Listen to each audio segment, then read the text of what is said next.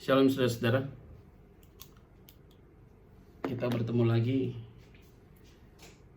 di live Instagram kita pada hari ini. Dan hampir kelupaan, saya pikir tidak ada live Instagram. Ternyata ada hari ini dan saya sudah mempersiapkan bagi kita semua. Saudara-saudara yang saya kasih di dalam nama Tuhan Yesus Kristus, tema kita pada hari ini yaitu berbicara tentang be strong in the Lord, yaitu kita kuat hanya di dalam Tuhan. Nanti saya akan memberikan penjelasan ini, dan saya masih buka juga ruang kolom ini.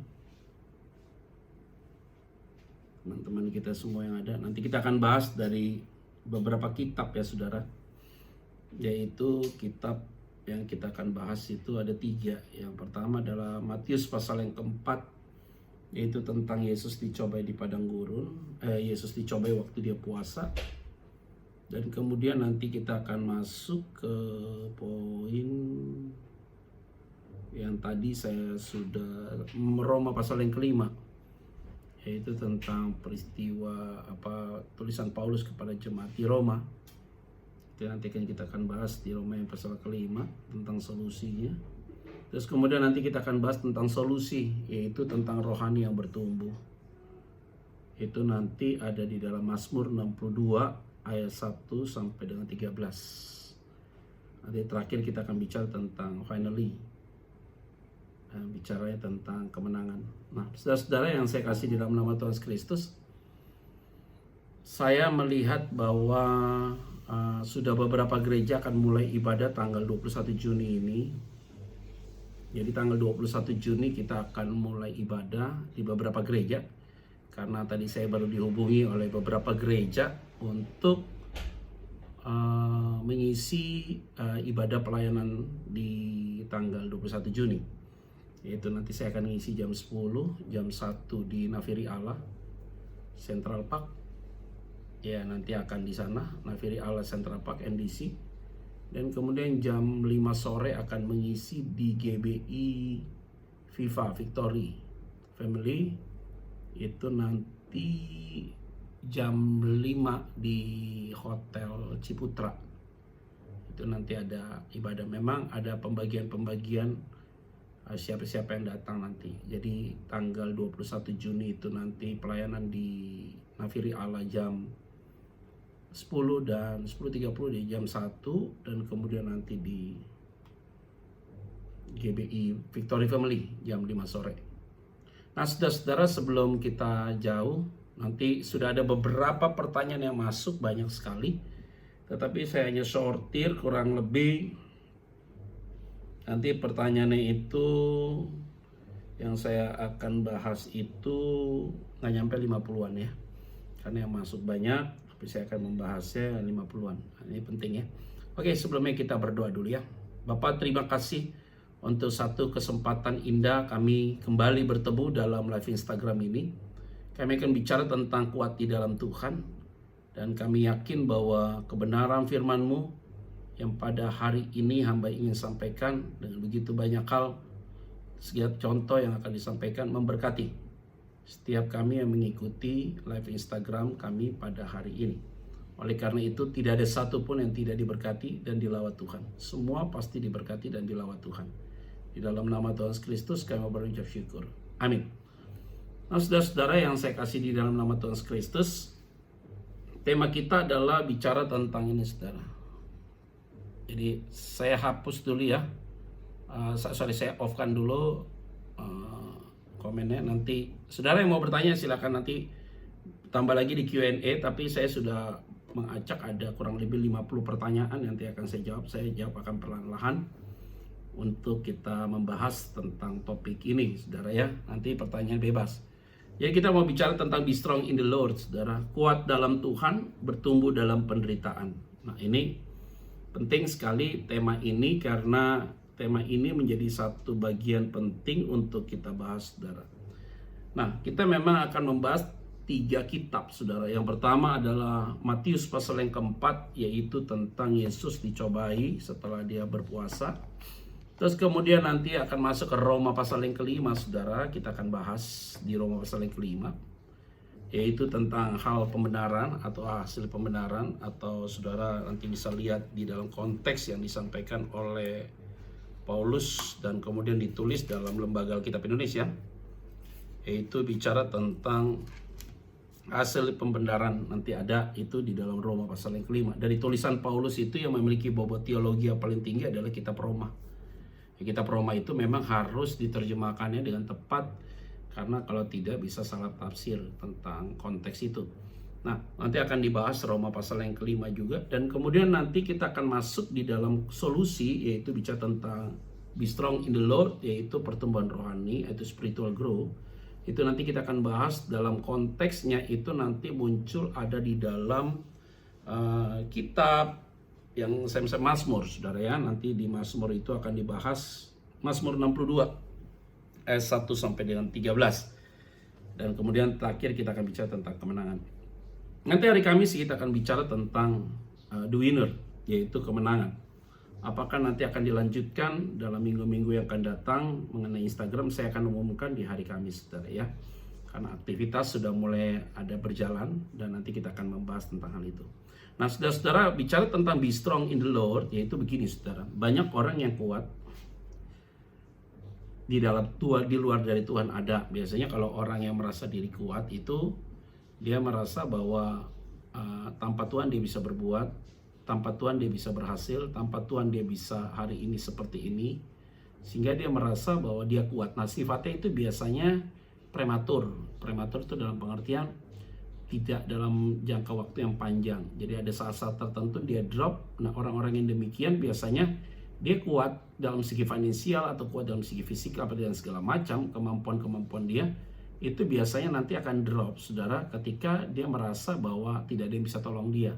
Nah, ada bagian dalam diri dia yang kosong sebenarnya, nanti akan biasanya begitu. Ya, kalau orang-orang yang merasa dirinya kuat tidak karena Tuhan, biasanya ada sisi dalam hidupnya yang kosong. Jadi dia berhasil, dia tetap kosong. Dia sudah mencapaikan sebuah apa yang dia inginkan, tetapi dia ada rasa miss dalam hati dia, kosong gitu. Nanti biasanya ditemukan setelah dalam perjalanannya. Tapi tema kita be strong in the Lord, yaitu kuat kamu di dalam Tuhan. Artinya kendati kita lemah, kendati kita mengalami kekurangan, kendati kita punya pergumulan, kendati kita punya penyakit, kendati kita punya masalah, tetapi kita tetap kuat. Kenapa masalahnya? Karena di dalam Tuhan.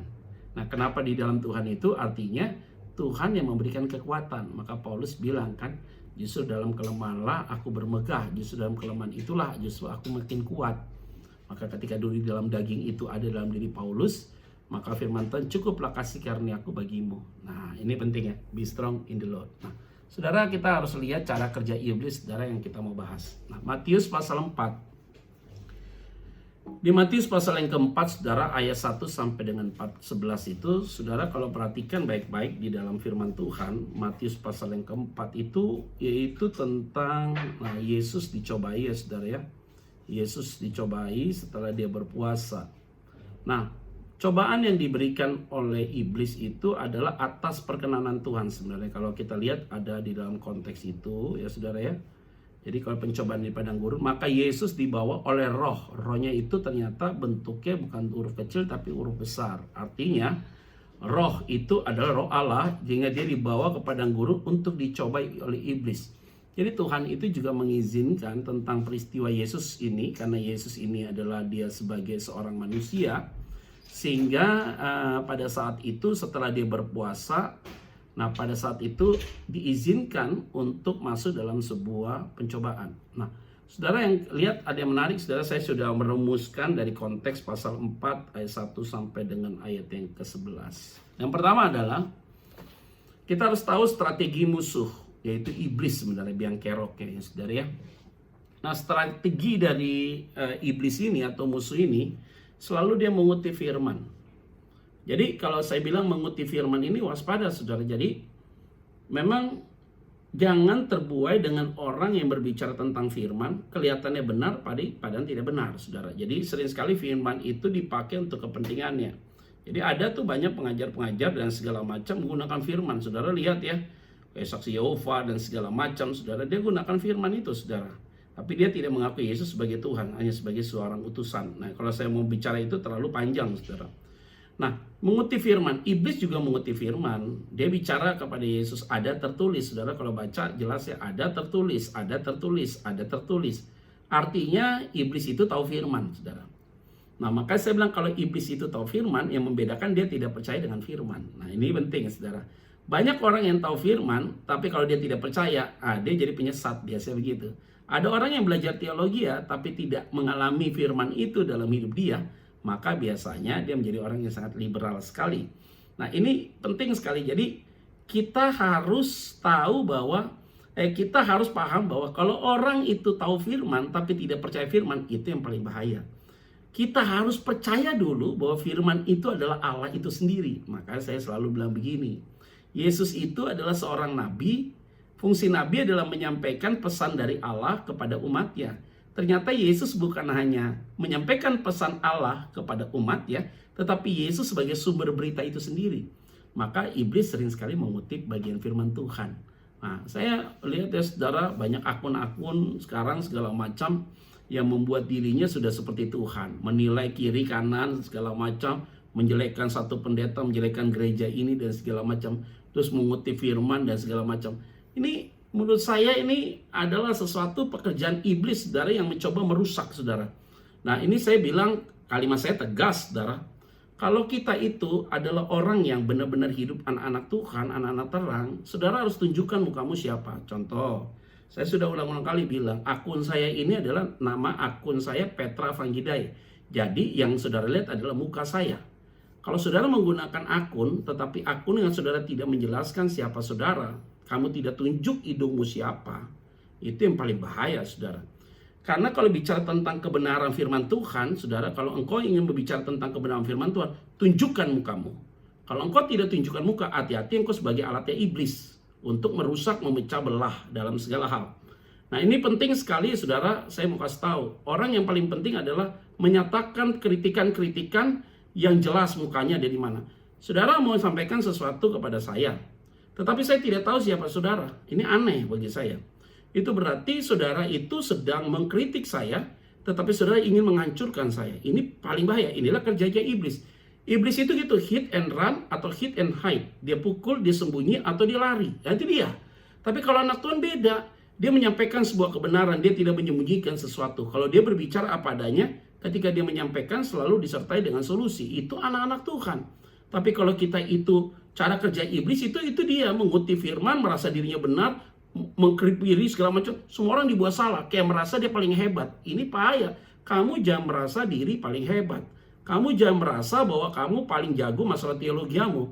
Engkau jangan merasa kamu paling tahu tentang firman. Hati-hati. Orang Farisi, ahli Taurat, tahu hukum Taurat, tapi tidak melakukan hukum Taurat. Itu lebih bahaya sekali. Jadi orang munafik. Lebih baik tahu dikit, tapi melakukannya banyak. Daripada tahu banyak, tapi engkau tidak melakukan. Nah, iblis ini sering sekali dia mengutip firman, saudara. Nah, ada tertulis, ada tertulis, ada tertulis. Jadi jangan terkesima dengan statement-statement yang berbau firman, tetapi yang paling penting adalah hati-hati. Firman ini dipakai untuk apa? Nah, yang paling bahaya nih adalah suasana hari-hari ini, saudara. Akhirnya kalau dalam hal ini strategi musuh ya, iblis ya, ini saya mau pecundangin nih cara kerja iblis. Iblis kan juga begitu, ngomong sama si Hawa kan juga begitu, saudara. Dia gunakan firman juga kan, enggak ada tertulis kok, kalau kamu makan ini kamu pasti akan jadi seperti Allah. Kan ngaco dia, hal-hal yang kayak begitu kan. Jadi iblis bukan berarti dia tidak tahu firman, dia tahu firman. Tapi bedanya dia tahu firman untuk menjatuhkan. Ini bahaya sekali, saudara. Nah, ini penting untuk bagi kita memahami tentang trik dari pekerjaan iblis, saudara. Yang kedua adalah sifat iblis itu mencobai. Itu dia, waktu Yesus itu berpuasa, memang di kalimat situ Yesus itu hanya lapar.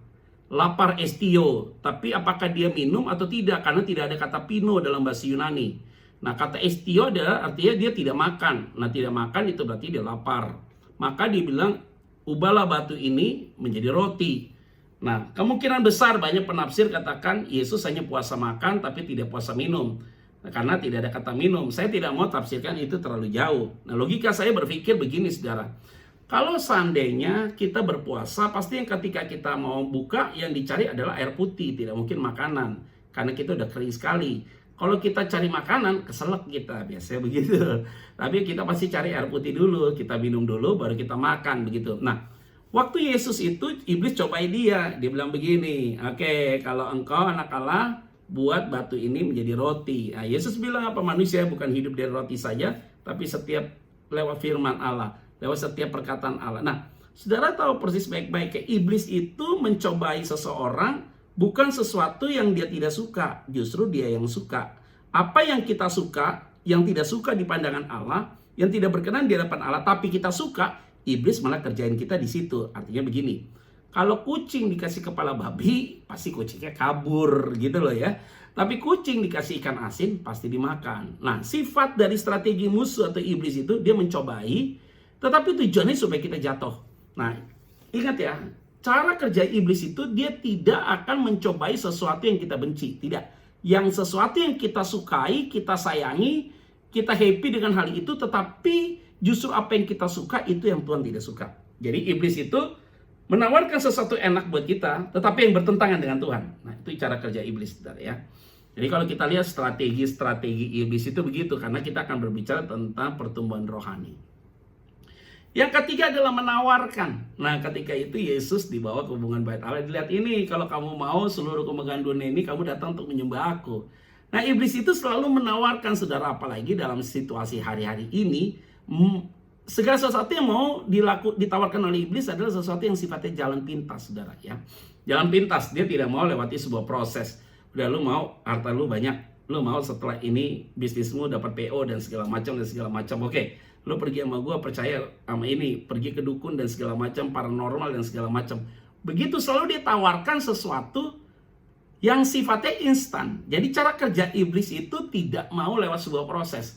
Jadi semua mau lewat segala sesuatu itu instan, saudara. Ini waspada, saudara ya. Jadi hati-hati untuk menerima tawaran. Jadi saudara, kalau dapat tawaran hari-hari ini, kita tahu ya, penipu-penipu tuh luar biasa sekali, saudara. Ditawarkan inilah, ditawarkan ini, mana ada sih investasi yang memiliki keuntungan di atas bunga bank berkali-kali lipat gitu loh. Contoh ya saudara ya, kalau bunga bank misalnya 6%, deposito 5-6%. Lalu ada orang mau, udah kamu taruh uang sama saya, misalnya sekian ratus juta, nanti bunganya bisa 30%. Sudah pasti penipu, saudara. Nggak mungkin, saudara, orang kasih untung 30%, 40% itu ya, saudara ya. Itu pasti penipu, saudara. Udah nggak mungkin. Jadi, kalau kita masuk dalam posisi itu menawarkan, ya iblis tuh caranya begitu. Dia menawarkan sesuatu yang tidak masuk akal, saudara. Tetapi kalau saudara mau, itu berarti saudara ada hati rakus di dalam dirimu. Nah, yang keempat adalah cara kerja iblis itu apa sih? Mengikat. Dia mengikat, saudara. Nah, jadi kalau kita sudah, iblis tuh pakai firman kan. Jadi kayak, ya itulah kayak serigala berbulu domba begitu ya, saudara. Jadi dipakai firman. Setelah dia pakai firman, dicobai kita. Setelah dicobai kita, dia menawarkan sesuatu. Nah, kalau kita kena, terpikat kita, diikat. Nah, kalau diikat kayak spiral, masuk kita ke bawah spiral itu tuh. Nah, untuk naik ke atas tuh sudah susah lagi, saudara. Karena kenapa? Udah terlalu di dasarnya, luar biasa. Jadi kita tuh, iblis tuh cara kerja mengikat, saudara. Kalau dia udah mengikat, saudara, wah ini saudara susah untuk lepas. Ikatan iblis itu membawa engkau sebuah kenikmatan. Nah, ini yang paling bahaya sekali. Nah, sekarang kita mulai teliti, kenapa kehidupan rohanimu tidak bertumbuh di dalam situasi hari ini. Berdoa udah Pak, puasa udah Pak, baca Alkitab udah. Ada apa? Ada sesuatu yang mengikat dalam dirimu yang belum tuntas. Nah, itu yang tahu adalah saudara, bukan saya. Yang tahu adalah saudara secara pribadi. Nah, kalau saudara tahu bahwa yang mengikat itu yang membuat kamu menghambat engkau bertumbuh dalam Tuhan, maka kita harus berbenah diri. Nah, ini penting sekali karena kalau kita tahu bahwa itu adalah sesuatu yang menghambat kita bertumbuh di dalam Tuhan, sebenarnya kita tahu, saudara. Jadi kita itu yang menghambat kita untuk bertumbuh dalam Tuhan, lebih baik kita lepaskan sesuatu itu. Apapun itu, saudara. Jadi segala sesuatu yang berhala itu, saudara, macam-macam ya, saudara ya. Jadi saudara biasa beli barang mewah, kalau nggak beli barang mewah, saudara ada yang kurang. Nah, itu berhala kan, saudara. Itu mengikat artinya. Saudara nggak bisa kalau tiap hari itu kalau nggak merokok gitu, lo harus ngerokok. Kan mengikat, itu kan berhala kan jadinya kan begitu kan. Jadi saudara juga seperti alkoholik, kalau sehari nggak minum alkohol, saudara bagaimana? Itu kan mengikat saudara. Jadi ada sesuatu yang mengikat dalam diri kita, dan yang apa yang mengikat dalam diri kita itu saudara, akhirnya jadi berhala dalam diri kita. Itu yang membuat pertumbuhan rohani kita tidak meningkat saudara. Mungkin saudara suka apapun dalam kehidupanmu yang membuat engkau susah untuk bergerak. Jadi kamu susah untuk melepaskan hal itu. Ini ikatan-ikatan ini harus dilepaskan supaya kehidupan rohani kita itu grow atau bertumbuh dengan baik. Nah, karena kita bicara be strong in the Lord, tetapi tujuannya adalah supaya ada spiritual grow dalam hidup kita, kehidupan rohani kita. Kalau enggak ya kita masuk dalam fase-fase yang sama lagi, saudara. Biar kata kita berdoa terus, baca firman Tuhan terus kemudian kita berpuasa dan segala macam. Itu hanya praktek-praktek ataupun hal-hal yang sifatnya ritual di dalam kehidupan kekristenanmu. Tetapi sebenarnya esensi daripada pertumbuhan rohani itu adalah supaya kita tidak masuk dalam modus pekerjaan iblis, yaitu apa? Dapat dicobai kena jatuh, kita menawarkan sesuatu kita mau juga. Nah, udah pasti kehidupan rohanimu kacau. Nah, apalagi sudah terikat, itu sampai fasenya adalah fase yang sangat lebih dalam sekali. Maka jangan menggunakan firman untuk menyerang seseorang. Satu. Yang kedua, jangan mau dicobai sesuatu yang sifatnya temporer tapi berdampaknya fatal buat kita. Yang ketiga adalah jangan sampai kamu ditawarkan sesuatu yang sifatnya instan dan kamu mau. Ini bahaya sekali, supaya tidak ada rasa di hatimu greedy atau rakus, saudara ya. Yang keempat adalah supaya engkau tidak terikat dengan segala sesuatu. Nah, kalau udah ada dalam fase-fase itu dan kemudian kita tahu bahwa itu adalah sebuah strategi musuh atau iblis yang ingin menghancurkan kita, maka kita harus gunakan peristiwa itu untuk kita bisa bertumbuh. Nah, ini adalah strategi kita. Jadi iblis itu pakai segala cara, dia pakai firman, padahal dia ini pakai firman ini untuk menguji kita. Nah, ini paling baik. Saya tuh paling kurang happy, saudara. Kalau ada orang bertanya sama saya, misal ke DM saya, Instagram saya, namanya nggak jelas, orangnya saya nggak jelas, udah mulai tanya-tanya sesuatu kepada saya. Saya bilang sama dia, kalau dia model kayak gitu, yuk unfollow aja dari saya, nggak masalah. Karena bagi saya nggak penting. Kalau dia tahu sesuatu, dia tahu itu jawabannya apa, tapi dia mau menguji kita, ini orang nggak benar, wataknya nggak bagus. Jadi ini wataknya nggak bagus, saya bilang orang-orang kayak gini, yuk unfollow dari saya, nggak masalah. Karena saya tidak butuh follower yang banyak, karena saya nggak pernah, saya bukan tipikal pendeta yang beli follower, tidak. Ya mau unfollow, nggak masalah. Karena bagi saya, kalau engkau masuk menjadi follower saya, taat, kita ada aturan mainnya. Kita sopan-sopan, terus kemudian kita terbuka, tidak boleh selinyap-selinyap. Itu bahasa gua tuh. Selinyap-selinyap tuh apa ya? Ya jahat ya, otakmu jahat gitu loh. Jadi mau bergaul, oke, tulus-tulus. Tapi kalau bergaul tidak baik, you unfollow dari saya. Karena saya tidak mungkin follow kamu. Nah, model-model yang kayak gini adalah cara kerja iblis. Di akhir zaman ini, saudara tidak boleh main sepihak-pihak. Kalau salah, tengking orang itu. Jadi saya udah mulai, hari ini kita harus keras, saudara. Kepada siapapun kita harus keras. Kalau you nggak suka, keluar, nggak masalah. Makanya saya selalu bilang begitu. Jadi ada orang yang mengadu domba kita dan segalanya, keluar aja, nggak masalah. Di mimbar juga saya ngomong keras aja. Nggak apa-apa, saudara. Lebih baik kamu nggak usah datang ke gereja, nggak usah jadi orang Kristen. Kalau engkau ingin memecah orang. Kalau engkau ingin memecah belah orang, kamu jangan jadi orang Kristen. Karena lebih baik engkau jadi kambing sekalian daripada domba. Ternyata engkau adalah serigala. Saya ngomong tegas apa adanya, saudara. Saya tidak marah, tapi saya ngomong tegas. Jadi ini penting sekali supaya apa? Supaya kita itu harus tegas. Karena cara kerja iblis itu adalah merusak, menghancurkan supaya tidak ada unity. Nah, akhirnya orang bentuk sebuah opini-opini yang tidak baik. Itu sangat fatal sekali dalam kehidupan kekristenan kita. Maka ini penting sekali, saudara, untuk saya memberikan contoh bagi kita masing-masing. Makanya saya selalu bilang begini, saudara. Kita kalau bergaul sama orang-orang di sekitar kita, kalau udah ngomongnya negatif, lebih baik jauhkan orang itu. Karena kenapa? Orang itu akan merusak dirimu. Kalau orang-orang itu berbicaranya negatif dan kemudian tendensi menyerang, lebih baik tinggalkan orang itu. Karena orang itu adalah sesuatu yang tidak baik dalam hidupmu. Pergaulan yang buruk akan merusak yang kelakuanmu yang baik. Nah, ini penting sekali, saudara. Nah, saudara nih suka dengerin gosip, dengerin isu apa segala negatif, otakmu jadi rusak. Pasti itu cara kerja iblis. Pak, tapi dia benar, Pak, sampaikan firman. Hati-hati. Sering sekali firman itu dipakai untuk menjatuhkan saudara. Firman itu dipakai untuk kepentingan dalam diri dia. Nah, ini paling bahaya sekali, saudara. Nah, ini penting ya, saudara, saya mau kasih tahu. Saya masih ingat ya, saudara, waktu saya dibentuk di sekolah teologi ya. Saya tinggal di dalam asrama teologi, saudara, 5 tahun 8 bulan. 1 tahun saya praktek di luar, 2 bulan saya praktek, jadi kurang lebih 1 tahun 2 bulan saya ada di luar. Sisanya itu saya ada di asrama teologi. Nah, asrama teologi itu bagi saya adalah miniatur pelayanan. Di asrama teologi itulah ada orang yang iri, ada yang cemburu, ada yang gak suka kalau kita dipercayakan dan segala macam. Itulah di mana kita dibentuk, saudara. Ada yang memberikan kritik. Wah, kadang-kadang kalau di sekolah teologi, apalagi di asrama teologi begitu, saya pernah rasakan, saudara. Apa kita buat makalah, komanya pun dimasalahkan, salah ngomong pun diserang. Jadi itu adalah sebagai sebuah training bagi saya untuk ketika saya masuk dalam pelayanan. Ketika saya masuk dalam pelayanan, dapat yang inilah model orang yang haters lah, bully dan segala macam. Itu lagu lama, kita udah lewati fase-fase itu. Berapa tahun yang lalu ya, kurang lebih tahun 96, 97, 98 saya sudah alami hal-hal demikian. Jadi menurut saya ini waspada dengan orang-orang yang memiliki strategi, yaitu setan ini, saudara, yaitu dengan mengutip firman dan segala macam, dan dia mencobai saudara, menawarkan saudara. Nah, kita kalau sampai kita masuk dalam perangkapnya mereka, ini bahaya. Maka saya selalu bilang begini, supaya pertumbuhan rohanimu tidak terhambat, kamu mulai selektif mana berita yang tepat dan mana berita yang tidak tepat. Kalau serangan itu ke keluargamu, ke pribadimu, dan itu adalah serangan saudara membabi buta, dalam statement apapun ada yang serang ke keluargamu dan segala macam, you harus pikir baik-baik. Kalau kamu tanggapi dia, maka dia akan senang.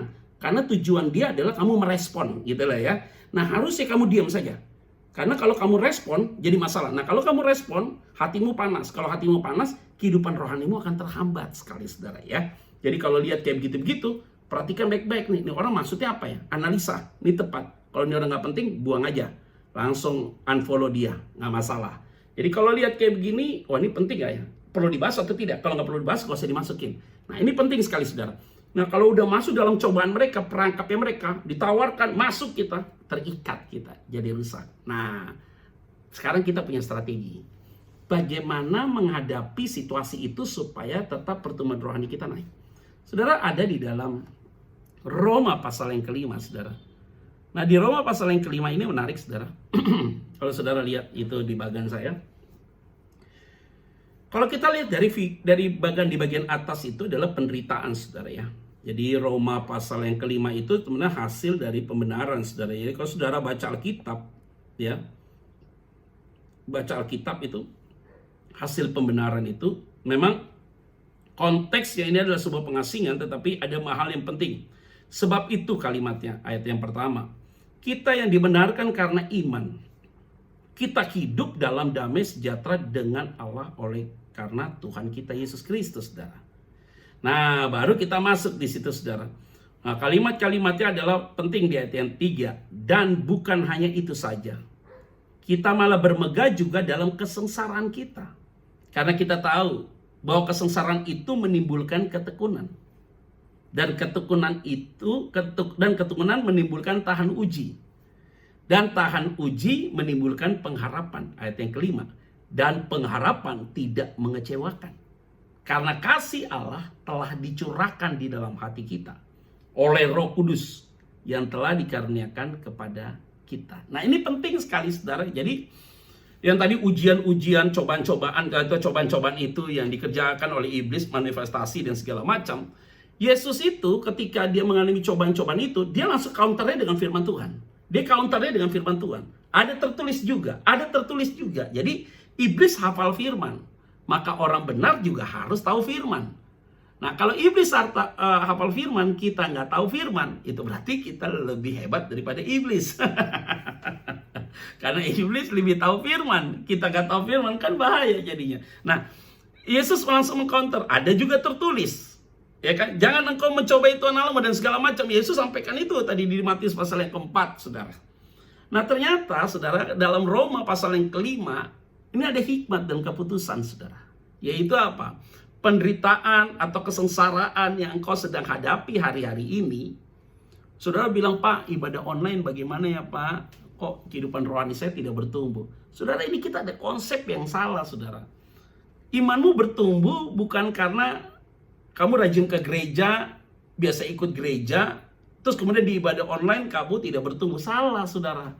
Jadi gereja itu, kamu datang ke gereja ikut ibadah, itu hanya berdampak kepadamu kurang lebih 25%. Sedangkan 75% itu adalah kehidupan rohanimu itu terbangun lewat apa? Itu daily devotion. Tiap pagi ada perenungan kamu dengan Tuhan, berdoa sama Tuhan, berbicara sama Tuhan, dekat dengan Tuhan. Nah, di saat itulah ada penyelesaian. Jadi kehidupan rohani kita itu bertumbuh, saudara. Itu 75% adalah bagaimana kita menjalin komunikasi dengan Tuhan. Nah, dalam peristiwa itu, saudara, di dalam Roma pasal yang kelima, kalau engkau menghadapi kesengsaraan, maka kalimat firman Tuhan itu jelas sekali, menghasilkan ketekunan. Lihat deh, saudara, perhatikan baik-baik ya. Kalau engkau ada di zona aman, biasanya orang ada di zona aman, saudara. Hartanya oke, sehat, keluarga baik, semuanya berjalan baik. Biasanya, saudara, imannya itu statis atau cenderung landai gitu, atau cenderung bisa turun dikit, saudara. Jadi rasa bergantung sama Tuhan itu nggak kuat. Tapi ketika dapat penderitaan, ketika usaha lagi drop, ketika ada masalah dalam keluarga, ketika ada penyakit dan ada pergumulan, nah turbulence itu, saudara, justru yang membawa dia kelihatan kualitas rohani dia. Nah, ini penting, saudara. Jadi Tuhan itu terkadang memberikan kita ujian, saudara, untuk kita masuk dalam sebuah suffering, untuk melihat kualitas rohani kita sebenarnya.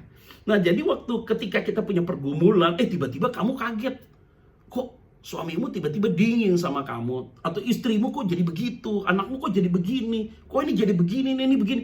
Nah, Tuhan itu izinkan peristiwa-peristiwa itu terjadi supaya kita tidak terlena dengan kehidupan kekristenan kita, kehidupan rohani kita. Maka ada peristiwa hari ini. Nah, dan peristiwa hari inilah kita bertekun dalam Tuhan. Nah, saya curiga, saudara, bulan Maret kita udah PSBB loh. Nah, sampai dengan hari ini adalah bulan Juni. Bulan Maret mungkin kehidupan rohanimu lagi meningkat-meningkatnya. Wah, luar biasa. Ibadah online, live Instagram, apa segala macam, live streaming. Saudara ikutin terus, saudara ikutin terus. Lama-lama turun kan, landai kan, saudara. Hasrat untuk mau datang, untuk beribadah lagi, ikut lagi hal-hal rohani, sudah mulai drop, saudara. Nah, masuk dalam realitas sebenarnya. Nah, kelihatan hidupan rohani kita itu sebenarnya adalah kelihatan, saudara, tidak yang sifatnya kayak soda, saudara. Lihat baik-baik ya. Orang kalau minum soda atau Coca-Cola gitu gini, dus, dia meletus ke atas gitu. Nah, sodanya keluar, dus, selesai itu dia redup gitu. Nah, itu yang kayak gitu tuh bahaya. Banyak orang Kristen kayak gitu, semangat di awal, akhirnya redup sendiri dia. Maka lihat orang bertobat itu, saudara, firman Tuhan bilang apa? Kalau orang itu baru bertobat, kamu kasih waktu dia 3 tahun dulu lah. Jangan orang itu baru bertobat langsung kasih pelayanan. Dipercayakan untuk berikan kesaksian. Jangan, masih prematur. Karena dibutuhkan dulu, lihat buah-buahnya dulu. Jadi kadang-kadang ada artis, ada siapa orang public figure yang baru bertobat, terus kemudian saudara undang dia untuk khotbah, untuk kasih kesaksian. Nggak boleh. Biarkan dia mengenal dulu tentang nilai-nilai kekristenan, nilai-nilai hidup, nilai-nilai firman, supaya dia dibentuk dulu oleh Tuhan. Saudara, saya waktu masih ingat sekolah teologi ya, tahun pertama belum boleh khotbah, tahun kedua belum boleh, tahun ketiga saya baru khotbah. Tahun ketiga khotbah, karena tahun pertama, tahun kedua itu belajar dulu, melihat prinsip-prinsipnya. Karena kalau orang baru bertobat, dipercayakan pelayanan, nanti dia jadi sombong, dipuji sama orang, pelayanan sombong dia, overconfidence dia. Maka dia harus ditata dulu secara emosi, segala macam harus ditata dulu, saudara. Kehidupan rohani oke, pondasinya oke, dasar-dasarnya kuat oke. Baru ketika dia dasarnya kuat, baru dia bisa bertumbuh. Nah, kelihatan sekali orang-orang itu ketika menghadapi sebuah pergumulan. Nah, ketika dia menghadapi punya pergumulan, akhirnya apa? Dia makin dewasa. Ketekunan itu ada, saudara. Rasa mau cari Tuhan itu makin kuat, makin melekat dengan Tuhan. Rasa bergantung sama Tuhan itu kuat. Nah, ketika ada izinkan Tuhan ada pergumulan, di saat itulah auranya dia, spiritnya dia, kerinduannya dia, semangatnya dia untuk cari Tuhan itu makin tinggi. Jadi dia menggebu-gebu, saudara, cari Tuhan. Jadi benar-benar dia itu menjadi satu pribadi yang sangat kuat sekali, saudara. Nah, ini penting, saudara, ada kejutan-kejutan yang Tuhan berikan. Jadi kalau kita ada terlalu di zona aman, di zona aman, saudara ya. Jadi kalau kita terlalu lama di zona aman, Tuhan juga tidak suka supaya kita itu punya rasa bergantung sama Tuhan itu kuat, saudara. Kalau tidak, saudara, ya kita masuk terlalu terlalu santai sekali. Nah, inilah fase-fase di mana kita berkreatif. Nah, ketika kita punya bertekun dalam Tuhan, berdoa, mulai hati-hati, baca firman, lebih detail lagi, baru saudara masuk siap untuk ditahan uji, saudara. Nah, orang itu kalau ditempa, saudara, pergumulan yang hebat dalam hidup dia, itu ketika dia lewati sebuah proses ya, saudara ya. Ketika dia lewati sebuah proses dalam hidup dia, nah ini biasanya orang-orang yang sudah lewati sebuah proses, dia bertekun, ditahan uji, itu pasti rasanya beda, saudara. Apa mentalnya udah matang sekali, saudara. Lihat ya, orang melayani tanpa sebuah pergumulan, maka pelayanannya kosong. Tapi orang yang melayani sudah lewati sebuah pergumulan yang banyak, pelayanannya berisi, saudara. Ini penting sekali, saudara, yang saya mau sampaikan. Jadi, bagaimana kita bisa menceritakan tentang Tuhan itu baik? Bagaimana kita bisa menceritakan tentang pertolongan Tuhan kalau kita tidak lewati sebuah fase itu, saudara? Nah, ini yang membuat kehidupan rohani kita harusnya bertumbuh. Bukan karena COVID-19 dan bukan karena apa. Jadi pertumbuhan rohani kita itu bukan karena ibadah online, saudara. Kamu gak ikut ibadah online, tetapi kamu merasakan itu pendekatanmu dengan Tuhan tuh makin kuat. Jadi kita tuh jangan punya pola pikir yang konvensional sekali. Jadi pertumbuhan rohani itu adalah hubungan kita dengan Tuhan dalam keadaan aman maupun dalam keadaan tidak aman. Itu membawa kehidupan rohani kita makin kuat. Emosi kita makin matang. Nah, sudah bisa bayangkan ya, saudara, kalau ada anak yang hidupnya bangun tidur waktu lahir sampai dia dewasa, itu fasilitasnya mewah, saudara. Dia tidak pernah tahu rasa susah itu seperti apa. Nah, orang kayak begini biasanya, saudara ya, orang-orang seperti ini ketika menghadapi masalah cepat down-nya, saudara. Karena dia tidak pernah mengalami kesulitan, saudara. Semuanya aman, fasilitas siap. Semua, terfasilitasi dengan baik, saudara. Nah, ketika punya masalah, cepat bersungut-sungutnya, mengeluh, salahkan orang. Dan dia rasa berjuang untuk hidup kurang kuat sekali, saudara. Dia kurang tough sekali gitu loh. Nah, beda sama anak-anak yang memang dari lahir, saudara. Kesulitan demi kesulitan dia sudah lewati, saudara. Makan aja sulit, tinggal di rumah aja sulit, mau sekolah aja sulit, mau ini aja sulit, mau persiapan pernikahan aja sulit. Ini terus, saudara, orang-orang ini kalau dia lewati sebuah fase itu, dia bisa lewati. Nah, mentalnya itu makin kuat banget, saudara. Gigih sekali dia. Jadi ketika dia menghadapi dia makin dewasa, mentalnya makin oke, rohani makin oke, ini berarti dalam ranah be strong in the Lord, ya, saudara, dalam Tuhan. Artinya dia kuat dalam Tuhan. Nah, orang ini kalau sudah kuat, gigih begitu, tahan uji dia. Waduh, hebat sekali orang-orang ini. Biasanya orang-orang ini, saudara, dia kalau sebagai seorang pebisnis atau pengusaha, dia pernah jatuh bangun, ditipu dan segala macam, rugi. Dia tahu nih, ini orangnya tukang tipu apa enggak. Ini orang masih tukang tipu apa enggak. Nah, kayak kita hamba Tuhan, saudara. Kalau kita sudah ditempa, saya ditempa, saudara, di sekolah teologi ya, masuk asrama teologi ya, dibentuk di situ.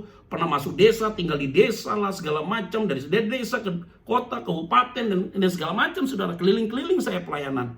Naik truk lah, untuk pelayanan ke satu tempat, sampai di sana, Tanah Merah jemaatnya, kasihan sekali.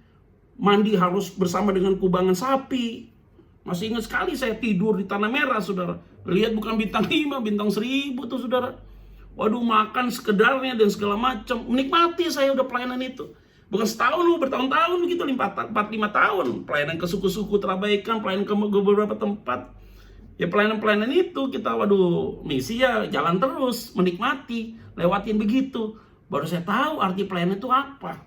Ya, kalau saya ada pelayanan di kota besar dan kemudian saya menikmati hari ini, sebenarnya udah ada investasi dipanjang di bawah, saudara. Ini diizinkan Tuhan, baru hari ini menikmati. Bukan dari dulu sudah menikmati saya.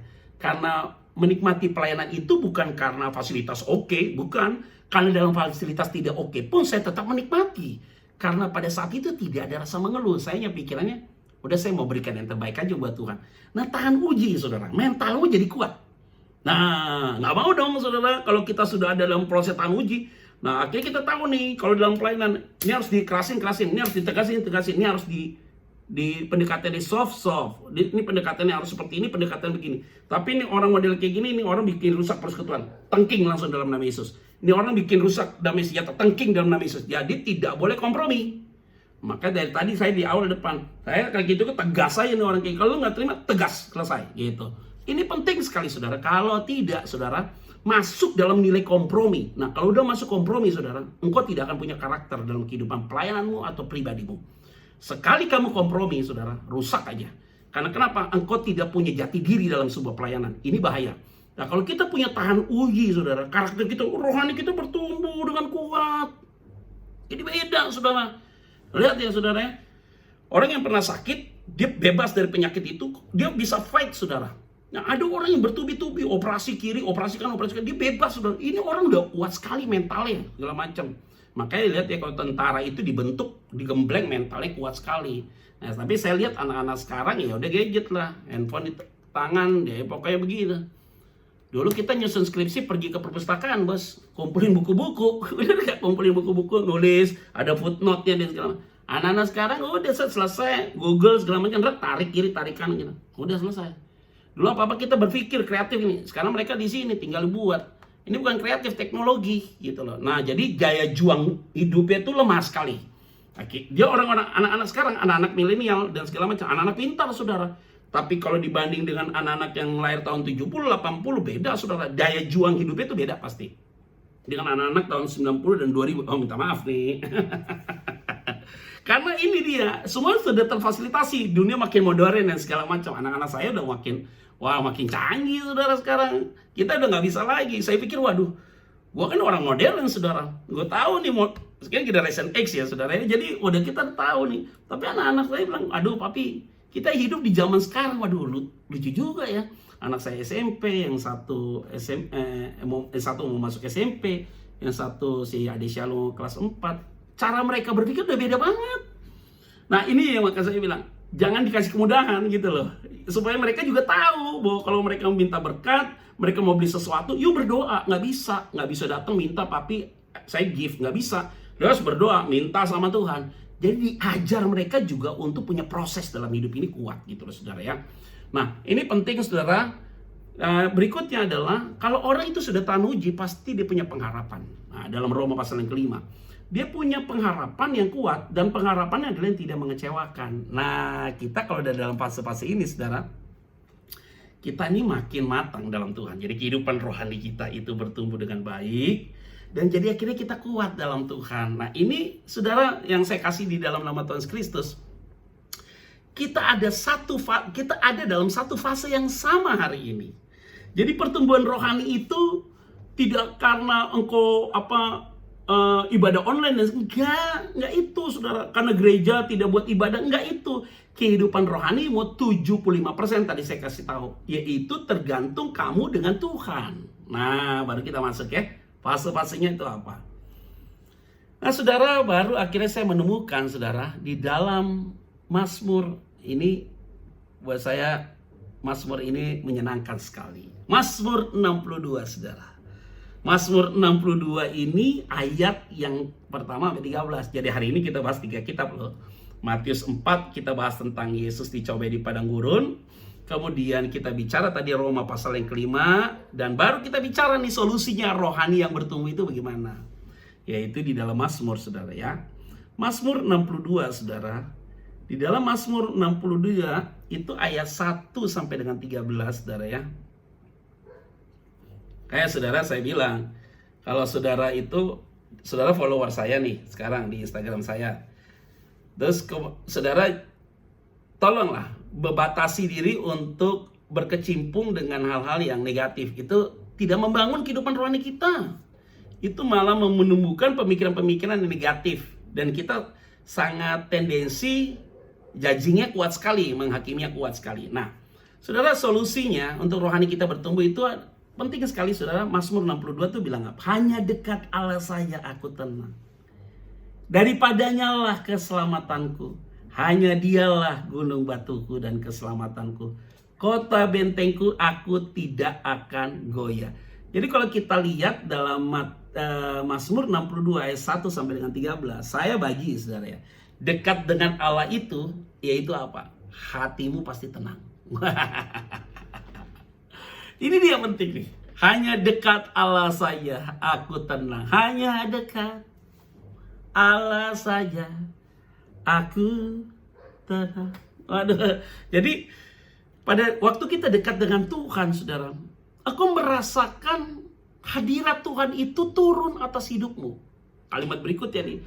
Engkau menarik kuat hadirat Allah, karena hadirat Allah itu hadir dalam hidupmu ketika engkau punya bonding atau ikatan spiritual dengan dia. Dan pada saat itulah engkau mendeklar sesuatu yang engkau rasa bahwa itu menyakiti hati dia. Wah, ini penting sekali, saudara. Itu yang membuat hati kita tenang sekali, saudara.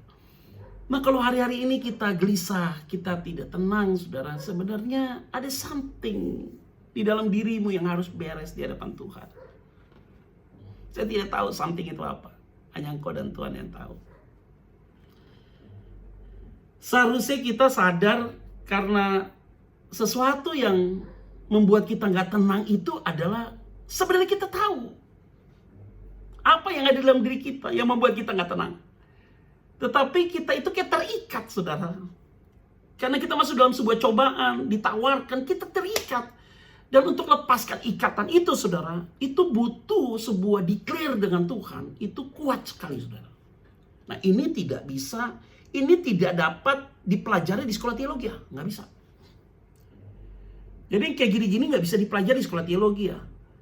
Ini hanya bisa dapat dipelajari dengan Allah yang datang berbicara kepada engkau lewat firman-Nya, supaya kita ada terjadi sebuah transformasi atau recovery dalam hidup kita. Supaya hati kita tenang. Hanya dekat Allah saja hatiku tenang. Yang kedua, saudara, dalam poin ini adalah yaitu apa? Hanya dekat dengan Allah hatiku tenang. Ada harapan, saudara. Ikut dengan Tuhan itu ada harapan. Kendati situasi tidak menyenangkan, orang bilang akan terjadi perang dunia ketiga, Cina, ada Uni Eropa, tadi saya baca di salah satu media online yang terpercaya, saya nggak perlu sebut media online-nya. Nah, itu mengatakan Cina akan diserang Amerika dengan sekutinya, yaitu Uni Eropa. Mereka sudah kesel dengan Cina dan segala macam. Dan Cina sudah menyusun kekuatan, akan terjadi perang dunia ketiga, analisanya dan segala macam. Aduh, saudara.